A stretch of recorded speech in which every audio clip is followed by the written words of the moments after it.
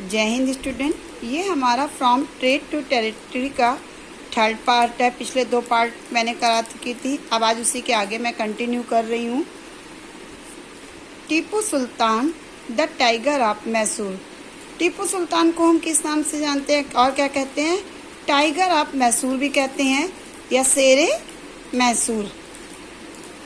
The company restored to direct military confrontation when it saw a threat to political or economic interests. This can be illustrated with the case of the southern Indian state of Mysore. जब company को अपनी राजनीतिक और आर्थिक हितों का खतरा दिखाई देने लगा तो कंपनी ने प्रत्यक्ष सैनिकों का टकराव का रास्ता भी अपनाया। और जो दक्षिण भारत का मैसूर के उदाहरण से बात बता रहे हैं।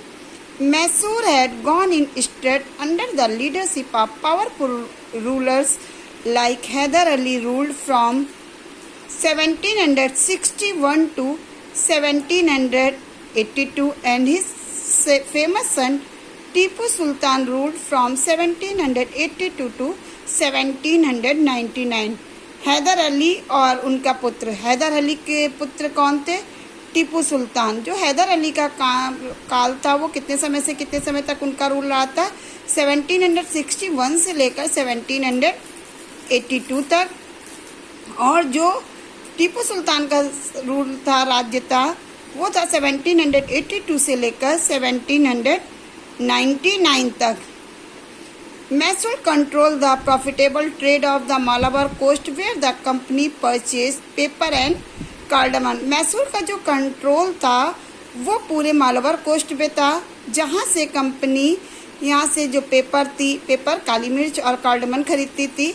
इन 1785 Tipu Sultan stop the export of sandalwood pepper and cardamom through the ports of his kingdom. तो 1785 में टीपू सुल्तान ने यहाँ से जो चंदन की लकड़ी थी, पेपर थी, कार्डमन था, उनका एक्सपोर्ट करने पर रोक कर दी। And this allowed local merchant from trading with the company. He also established a clause between the French in India and modernized his army with their help। Tipu Sultan ने क्या किया? जो उनके यहाँ पे जो फ्रांसीसी व्यापारी रहते थे उनके साथ अपने संबंध अच्छे किए और उनकी सहायता से अपनी आर्मी को मॉडर्नाइज्ड किया, मतलब आधुनिकरण से किया। The British was furious. They saw Hyder and Tipu Sultan as ambitious, arrogant and dangerous rulers who had to be controlled and crushed. जो ब्रिटिश थे, जो अंग्रेज थे, टीपू सुल्तान के इन कदमों से जो उन्होंने फ्रेंच के उनके साथ मॉडर्नाइज किया अपनी आर्मी को, तो वो क्या हो गए थे? बहुत ज़्यादा आग बबूला हो गए, कैसा कैसा हो चुके थे। और उन्होंने हैदर अली और टीपू सुल्तान, जो कि बहुत महत्वाकांक्षी, घमंडी और उनको खतरनाक दिखाई देते थे, और वो क्या चाह रहे थे? ब्रिटिश चाह रहे थे कि उनको ऐसे जो भी राजा हैं उनको क्रश्ड कर दिया जाए, उनकी पूरी तरीके से उन पर अपना नियंत्रण स्थापित कर दिया जाए और उनको ख़त्म कर दिया जाए। वार वर फॉट बाय मैसूर। इसके लिए फलस्वरूप अंग्रेज़ों की मैसूर के साथ 4 बार युद्ध भी हुआ। 1767 से 69 में, 80 से 84 में, 1790 से 92 में एंड 1790 तक 4 बार अंग्रेजों का मैसूर के साथ में युद्ध हुआ। Only in the last the battle of Srirangapatnam did the company ultimately win a victory. और जो श्रीरंगपट्टनम की आखिरी जब युद्ध हुआ उसमें कंपनी को सफलता मिल गई। Tipu Sultan was killed defending his capital Srirangapatnam. Tipu Sultan को अपनी जो राजधानी थी उसकी रक्षा करते हुए वे मारे गए। Mysore was place under the formal ruling dynasty was Wodeyars as a subsidiary alliances were imposed on the state. उसके बाद मैसूर का जो राजकाज था वो उनके पुराने वोडियार राजवंशों के हाथ में चला गया। इसके साथ ही मैसूर पर भी जो संधि थी, सब्सिडरी अलायंसेस, वो थोप दी गई। War with the Marathas. अब मैसूर के बाद में जो कंपनी की जो युद्ध शुरू हो गया था, वो लड़ाई किसके साथ शुरू हो गई थी? मराठों के साथ में। From the late 18th century the company also sought to curb and eventually destroy Maratha power. अब 18th सेंचुरी में कंपनी क्या चाहती थी कि जो मराठों की जो भी पावर है उनको पूरी तरह से नष्ट कर दिया जाए। With their defeat in the third battle of Panipat in 1761 में जब पानीपत की तीसरी लड़ाई से हार के बाद दिल्ली से देश का शासन चलाने का जो मराठों का जो सपना था वो खत्म हो गया था। They were divided into many states under different chiefs belonging to dynasties such as Scindia, Holkar, Gaekwad and Bhonsle. उसके बाद जो ये राज्य था उसकी बागडोर अलग अलग राजवंशों के हाथ में चली गई। वो राजवंश थे, सिंधिया थे, भोसले थे, गायकवाड़ थे, होलकर थे। These chiefs were held together in a confederacy under a Peshwa principal minister who became its effective military and administrative head based in Pune.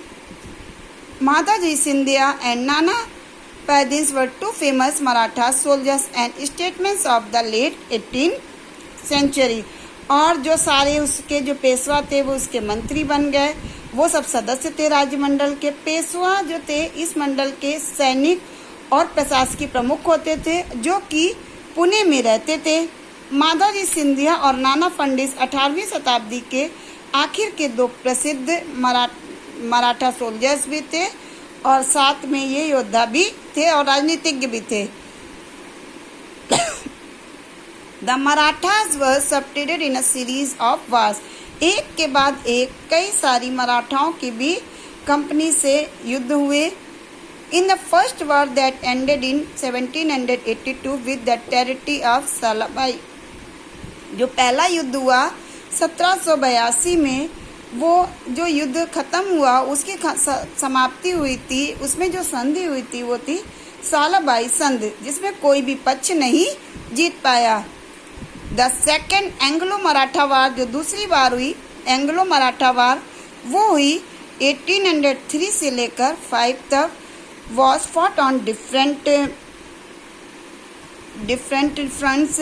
इसमें भी मोर्चों पर कई तरीकों से लड़ाई हुई। resulting in the British gaining Orissa and the territories north of the Yamuna river including Agra and Delhi. और इसका क्या जो नतीजा यह हुआ कि उड़ीसा और यमुना की स्थिति में अंग्रेजों का आगरा और दिल्ली सहित कई जगहों पर भूभाग पे उनका कब्जा हो गया। द थर्ड एंग्लो मराठा वार तीसरी एंग्लो मराठा वार हुई 1817 से लेकर 19। क्रश्ड मराठा पावर, उस समय जो मराठा की पावर को था पूरी तरीके से खत्म कर दिया गया, कुचल कर दिया गया। The Peshwa was removed and sent away to Bithoor near Kanpur. Bithoor, Peshwa को कहाँ भेज दिया गया था? बिठूर में भेज दिया गया जो कि कानपुर के पास है। विद अ पेंशन, और उनको वहाँ पर पेंशन देने लगे। The company now had complete control over the territory south of the Vindhyas. अब जो कंट्री का जो कंपनी थी उसका जो कंट्रोल था पूरे साउथ के दक्षिण के विंध्यास में हो गया था, उसमें पूरा कंपनी का नियंत्रण था।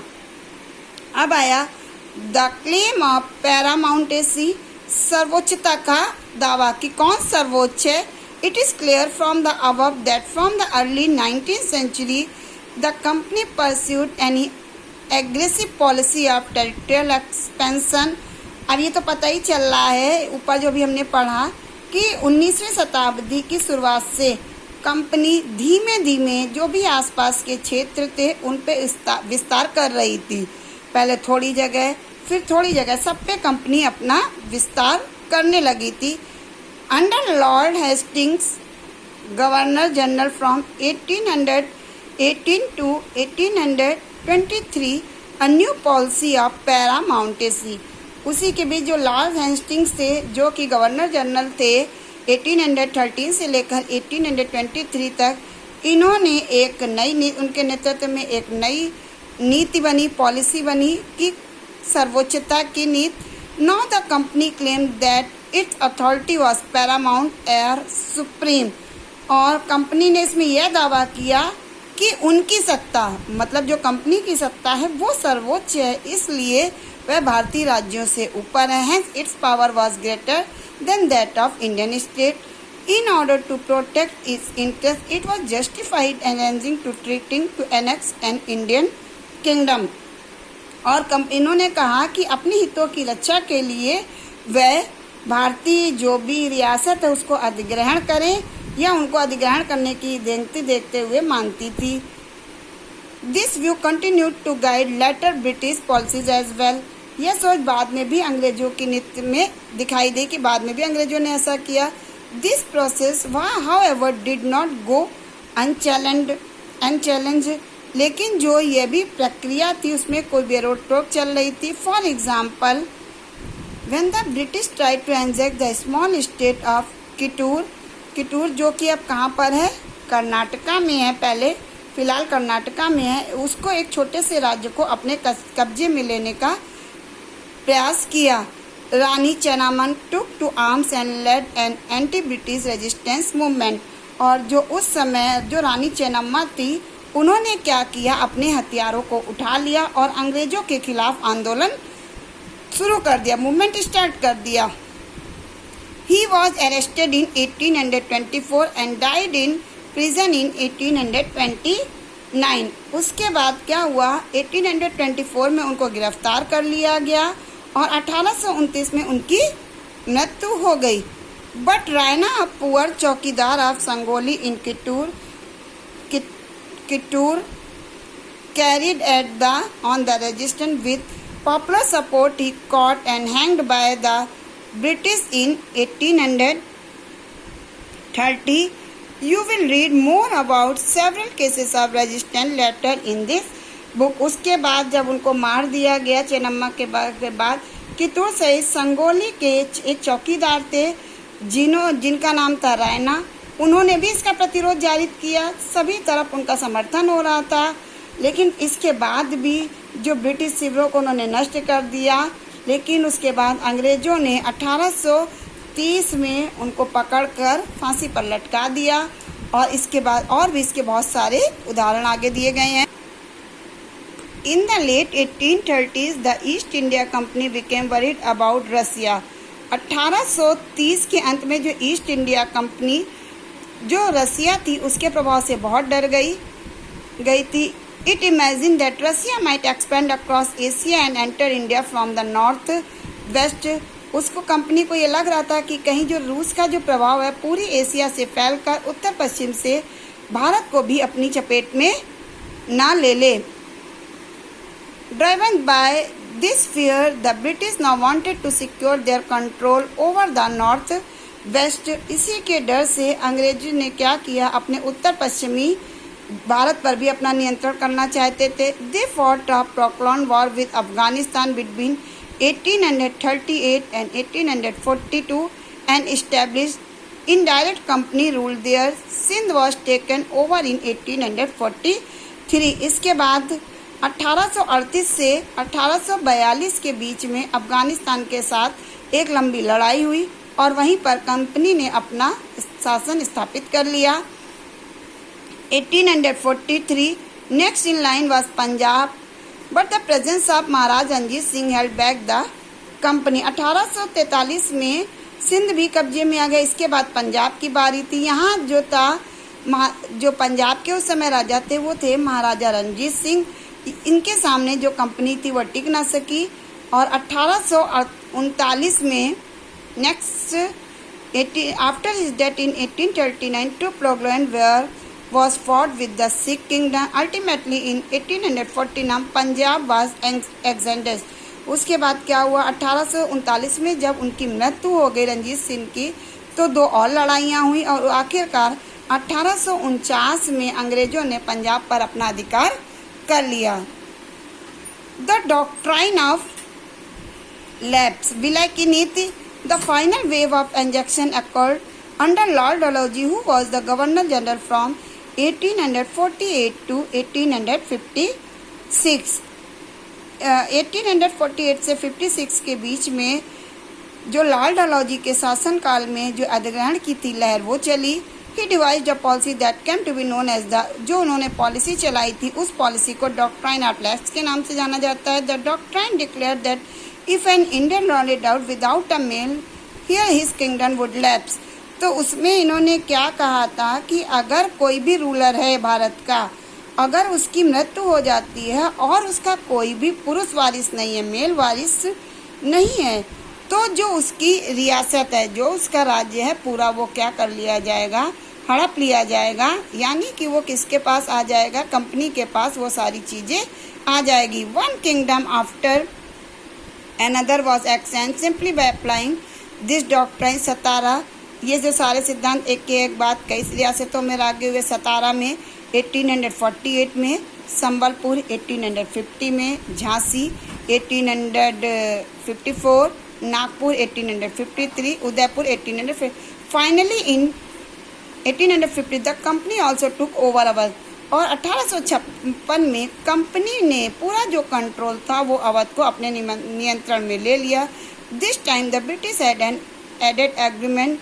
They said they are obliged by the duty to take over Awadh in order to free people. The broke out in 1857. Awadh के लोग भी इस विद्रोह में 1857 में शामिल हो गए।